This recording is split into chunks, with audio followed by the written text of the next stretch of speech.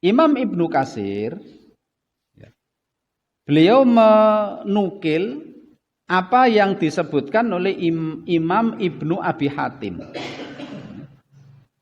Imam Ibnu Hatim meriwayatkan sebuah asar dari Ibnu Abi Sulaim.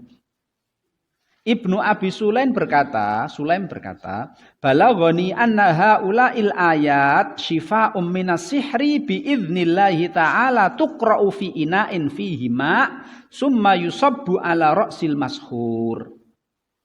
Ayat ini Pak, yaitu falamma alqaw Musa ma ji'tum bihi sihr innallaha sayubtiluh innallaha la yuslihu amalal mufsidin wa yuhiqqullahu al-haqqa bikalimatihi walau karihal mujrimun. Dua ayat surat Yunus ayat 81 82.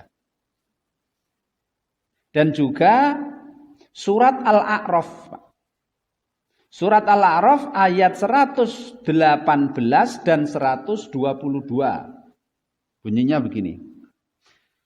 118 Al-A'raf. Fawaqa'al haqqu wa batala ma kanu ya'malun. Maka yang menang adalah Nabi Musa, sedangkan apa yang dilakukan oleh tukang sihir itu telah batal, hancur binasa. Fahulibu hunalika wangqalabu sagirin. Mereka kalah dan mereka hina. Wa ulqiyas saharatu sajidin. Akhirnya tukang sihir itu tobat sadar sujud kepada Allah. Qalu amanna bi rabbil alamin rabbi Musa wa Harun. Kita beriman kepada Allah, zat yang menciptakan seluruh alam semesta ini, yaitu Tuhannya Nabi Musa dan Harun. Nah ini. Kemudian juga Pak, surat Toha. Tambah surat Toha ayat 69. Yaitu innama sona'u kaidu sahir wala yuflihus sahiru haitsu ata. Apa yang dilakukan mereka melempar tali, melempar tongkat, itu adalah perbuatan tukang sihir, enggak nyata itu. Wala yuflihus sahiru haitsu ata, tukang sihir manapun tidak akan sukses, tidak akan beruntung. Ya, tidak akan menang haitsu ata. Dari mana itu tukang sihir itu datang? Semuanya tidak sukses, tidak untung, tidak menang. Nah, berarti Pak, jadi ayat surat Yunus ayat 81 82, surat Al-A'raf ayat 118 sampai 122 dan surat Toha ayat 69 dikatakan oleh Imam Ibnu Abi Sulaim, dia berkatakan ulama-ulama zaman dulu, ya imam-imam, tabi'in, sahabat, itu mereka berpendapat Pak, ayat-ayat tadi itu bisa untuk mengobati orang yang kena sihir. Nah, gimana caranya? Air, ya. Kemudian kita bacakan di air itu ayat tadi Pak.